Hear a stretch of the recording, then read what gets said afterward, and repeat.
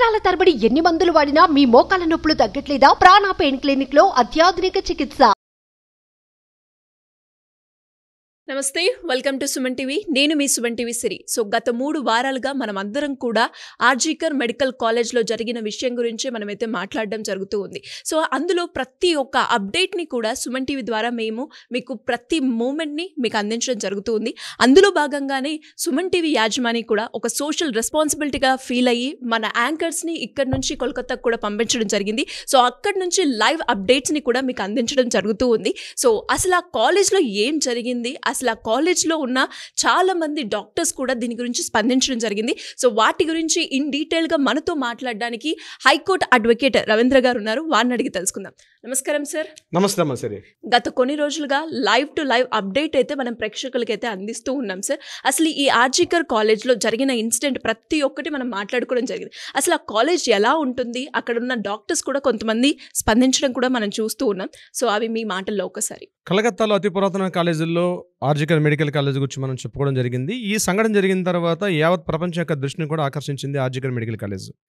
RG Kar medical కాలేజీలో August 9th horror అని ఏదైతే మనం చెప్పుకుంటున్నామో ఆ సంఘటన తర్వాత యావత్ ప్రపంచం కూడా, నాట్ ఓన్లీ ఒక కంట్రీ కాదండి, యావత్ ప్రపంచం మొత్తం కూడా ఆ సంఘటన ఒకటే కాదు, మెడికల్ కాలేజీల యొక్క స్థితిగతులు ఎలా ఉన్నాయి అన్నది, వైద్య విద్యార్థుల యొక్క పరిస్థితి ఎలా ఉంది, మెడికల్ కాలేజ్ యొక్క స్థితిగతులు ఎట్లా ఉంటుంది, అసలు హెల్త్ వర్కర్ల యొక్క పరిస్థితి ఎలా ఉంటుందని చెప్పి అన్ని చోట్ల చర్చించుకోవడం సర్వత్రా చర్చనీయాంశమైంది.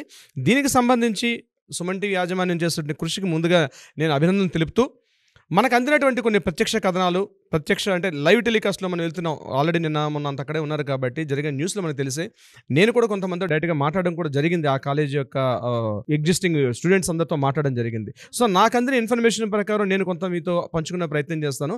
ముఖ్యంగా ఆర్జికర్ మెడికల్ కాలేజ్ ఎంత ఓల్డ్ కాలేజో అంత అధ్వాన స్థితిలో ఉన్నటువంటి కాలేజ్. ఈ వర్డ్ చెప్పడం నేను కొద్దిగా సాహసిస్తున్నాను. ఎందుకంటే సందీప్ ఘోష్ అనే వ్యక్తి ఆ కాలేజీకి వచ్చినప్పటి నుంచి ఎప్పుడైతే ప్రిన్సిపాల్గా ఉంటున్నారో, గడిచిన కొద్ది సంవత్సరాలుగా 2.5 years నుంచి ఎప్పుడైతే ఉంటున్నారో, మొత్తం ఎంటైర్ కాలేజీని తన గుప్పిట్లో పట్టుకొని, ఒక చెప్పాలంటే ఒక KGF సినిమాలో ఉన్నటువంటి అంతటి భయంకరటువంటి ఒక బానిసలుగా బతుకుతున్నారని చెప్పడంలో నేను ఎటువంటి సందేహం వ్యక్తం చేయట్లేదు. ఎందుకంటే స్టూడెంట్స్, మెడికల్ స్టూడెంట్స్ యొక్క పర్సంటేజ్ మార్క్స్ అన్నీ కూడా వాళ్ళ చేతుల్లో ఉంటాయి. అంటే more than 65 to 70% మార్క్స్ అన్నాయి ప్రొఫెసర్ చేతుల్లోనూ, అక్కడ రీడర్స్ చేతుల్లోనూ, డీన్స్ చేతుల్లో ఉంటుంది. అందుకని వాళ్ళు ఏం చేశారు, స్టూడెంట్స్ని పూర్తిగా తమ చెప్పు చేతుల్లో ఒక బానిసల్లాగా చూస్తున్నారు.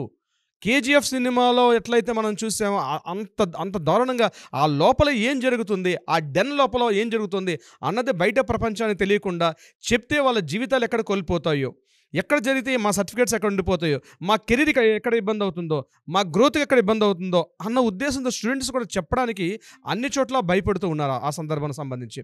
ముఖ్యంగా స్టూడెంట్స్కి మనం మాట్లాడినప్పుడు కొంతమంది మాట్లాడితే వాళ్ళు మాస్కులు పెట్టుకొని, స్పెట్స్ పెట్టుకొని, హ్యాట్ పెట్టుకొని కూడా వాళ్ళ పేర్లు చెప్పుకోవడానికి భయపడుతూ, సార్ ఇక్కడ కాలేజీలో పరిస్థితి ఎలా ఉందంటే అధ్వాన స్థితిలో ఉంది. మేము హాస్టల్స్ రూమ్లో కూడా వెళ్ళడం జరిగింది కొన్ని చోట్ల. మన వాళ్ళు వెళ్ళారు హాస్టల్స్ రూమ్స్లో. మేము అక్కడి నుంచి కూడా వీడియో క్లిప్పింగ్స్ మేము చూసాం. హాస్టల్స్ రూమ్లో అయితే టోటల్గా పెచ్చులుడిపోయి, ఎక్కడికక్కడ మురికి కూపాలుగా, టాయిలెట్స్ రూమ్స్ అయితే అధ్వాన స్థితిలో ఉండి, అసలు మెడికల్ కాలేజీ అనేది అంత స్థితిలోకి వెళ్ళిపోయాయి అన్నమాట. ఎప్పుడు పెచ్చులుడి పడతాయో నిత్యమే తెలియదు.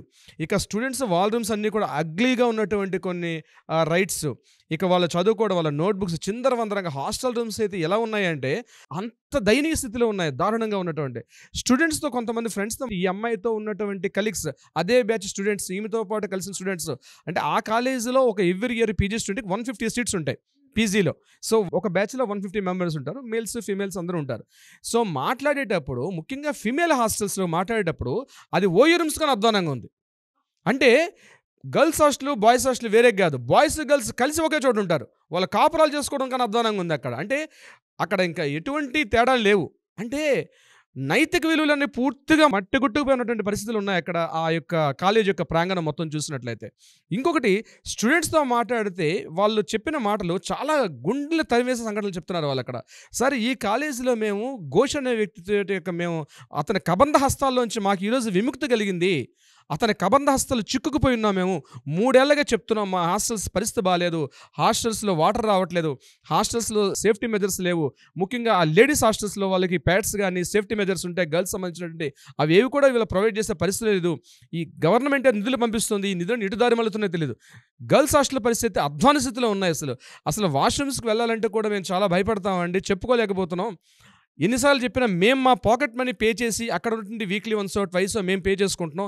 దానివల్ల మాకు కొన్ని గైనిక్ ప్రాబ్లమ్స్ వస్తున్నాయి, మేము వెళ్ళాలంటే కూడా భయపడుతున్నాం మేము హాస్టల్స్లోకి. ఈ అధ్వాన స్థితి మీద మేము చాలా రోజులుగా ప్రొటెక్ట్ చేస్తున్నాం. ఏ మీడియా మా దగ్గరికి రాలేదు, ఎవరిని మేము పొరపాటున చెప్తే ఆయన చుట్టూ ఒక మాఫియా సామ్రాజ్యం ఉంటుందండి. ఆ మాఫియా సామ్రాజ్య వ్యక్తులే తప్పించి వేరే వాళ్ళు వస్తే మమ్మల్ని కొట్టిన సందర్భాలు కూడా ఉన్నాయి.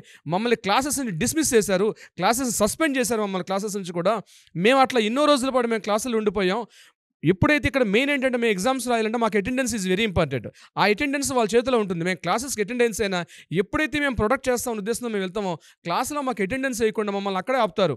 దానివల్ల మాకు మెయిన్ మా ఫ్యూచర్ ఇంపార్టెంట్. అవును, తాత్కాలికంగా ఉన్నటువంటి ఈ neat and cleans safety measures కాదు, మా కెరీర్ మా భవిష్యత్ ఇంపార్టెంట్ అయినప్పుడు కూడా మేము ఒక బానిసలా మగ్గుతూ నిత్యం దుర్భర జీవితాన్ని అనుభవిస్తున్నాం హాస్టల్స్లో.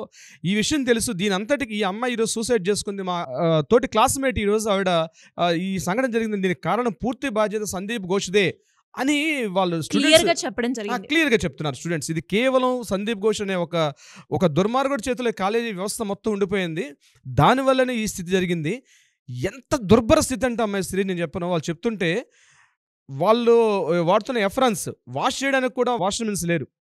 వీళ్ళ హాస్టల్స్లో వాటర్ ఫెసిలిటీ రాదు. మార్నింగ్ 9 o'clock స్టార్ట్ అవుతుందంటే మార్నింగ్ వీళ్ళు 7 o'clock లేచి వెళ్దాం అంటే వాష్రూమ్లో వాటర్ రాదు, ఫెసిలిటీస్ ఉండవు, మోటార్స్ పనిచేయవు, నైట్ టైం చూస్తే లైట్స్ పనిచేయవు, ఫ్యాన్స్ పనిచేయవు. ఇక భయంకరమైనటువంటి అక్కడ ఫ్లైస్, ఈగలు అవన్నీ కూడా ఒక అపరిశుభ్ర వాతావరణం. ఎలా మగ్గుతున్నారంటే రోడ్డు పక్కన ఉన్నటువంటి చెట్ల కింద ఎలా అయితే ఉంటుందో ఒక వాతావరణం లేకుండా బస్ అలాంటి పరిస్థితి ఈరోజు గవర్నమెంట్ మెడికల్ కాలేజీలో దుస్థితి ఉంది తెలుసు. అయితే ఇవన్నీ నిధులు మలుతున్నాయి, వస్తున్నటువంటి నిధులు గవర్నమెంట్ సక్రమంగా ఫండ్స్ రిలీజ్ చేస్తుంది. కానీ ఈ ఫండ్స్ అన్నీ కూడా తను కంప్లీట్గా తనకున్నటువంటి దీంట్లో డైవర్సిఫికేషన్ జరిగిపోతుంది, నిధులు దారి మళ్లింపు జరుగుతున్నాయి. ఉద్యోగుల నియామకాల్లో కూడా నెపోటిజం స్టార్ట్ అయింది. ఆ ఉద్యోగులు కూడా తనకు అనుగుణంగా ఉన్న వాళ్ళు అక్కడ ఉద్యోగులుగా నియామకంగా జరుగుతున్నాయి తప్పించి ఏ కేటగిరీ వైజ్ చేసుకున్నా సరే. ఇక ల్యాబుల్లోకి వెళ్ళామనుకుంటే అక్కడ మా పరిస్థితి మరీ దుర్భరం. ఇక మా లేడీస్ పరిస్థితి ఇంకా చెప్పుకోలేని విధంగా మేము ప్రతిరోజు ఈవి టీజింగ్లు భరిస్తాం. ఇక స్మోకింగ్ కానీ గాంజా కానీ ఇటువంటివి కూడా నిత్యం జరుగుతూ ఉంటాయి. ఉమెన్స్ హాస్టల్ కానీ ముఖ్యంగా పీజీ హాస్టల్స్ కొంతవరకు ఎంబీబీఎస్ కాలేజెస్ కొంతవరకు బెటర్ అనిపించినప్పుడు కూడా పీజీ హాస్టల్స్ పరిస్థితి అంటే మేల్ ఫీమేల్స్ కలిసి ఒకే హాస్టల్స్లో ఉంటారు. ఇది అక్కడ కనిపిస్తున్న సత్యం. అక్కడ వాళ్ళు కొన్ని సంవత్సరాలు ఇక్కడ పాతుకుపోయి ఉన్నారు ఈ కాలేజీల్లోనే అని వాళ్ళు చెప్తుంటే హృదయ విదారకమైన దృశ్యాలు చూసి కాదు ఇది ఈ మార్పు జరగాలి. బహుశా ఈ యొక్క జరిగిన ఏదైతే ఆగస్ట్ 9th హర్రర్ అన్నది కేవలం ఆర్జికర్ మెడికల్ కాలేజ్ ఒక్కటే కాదు, ఇట్లాంటి స్థితిలో కొన్ని వందల కాలేజీలు ఉన్నాయి. ఒక్క వెస్ట్ బెంగాల్లోనే 48 గవర్నమెంట్ మెడికల్ కాలేజెస్ ఉన్నాయి.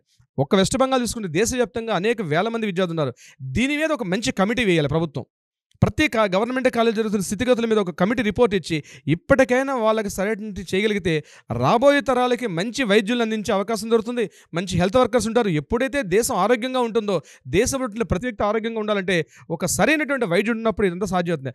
ఆరోగ్య భారత్ అన్నది ప్రధాన నినాదంతో జరిగితే మాత్రం బాగుంటుంది. శ్రీ సూపర్ సార్, నిజంగా మీరు చెప్తూ ఉంటే అక్కడ జరిగిన ప్రతి ఇన్సిడెంట్ కళ్ళకి కట్టినట్టు కనిపిస్తుంది. బికాస్ మనం చూడడం కూడా జరిగింది ఒక ఆడియోలో అక్కడ జరిగిన కాలేజ్ ఎలా ఉంది అండ్ తనతో పాటు ట్రావెల్ అయిన కొంతమంది డాక్టర్స్ కూడా స్పందించడం జరిగింది.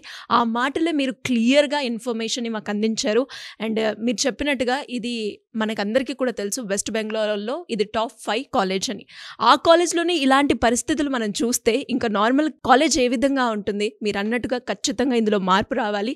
దీన్ని చూసి మళ్ళీ ఇలాంటి ఇన్సిడెంట్ జరగకుండా అండ్ ప్రతి మెడికల్ కాలేజ్లో వాళ్ళకంటూ ఒక రక్షణ కల్పించే అవకాశాన్ని ప్రభుత్వం తీసుకురావాలని మనస్ఫూర్తిగా కోరుకుంటున్నాను. Thank you sir, thank you so much.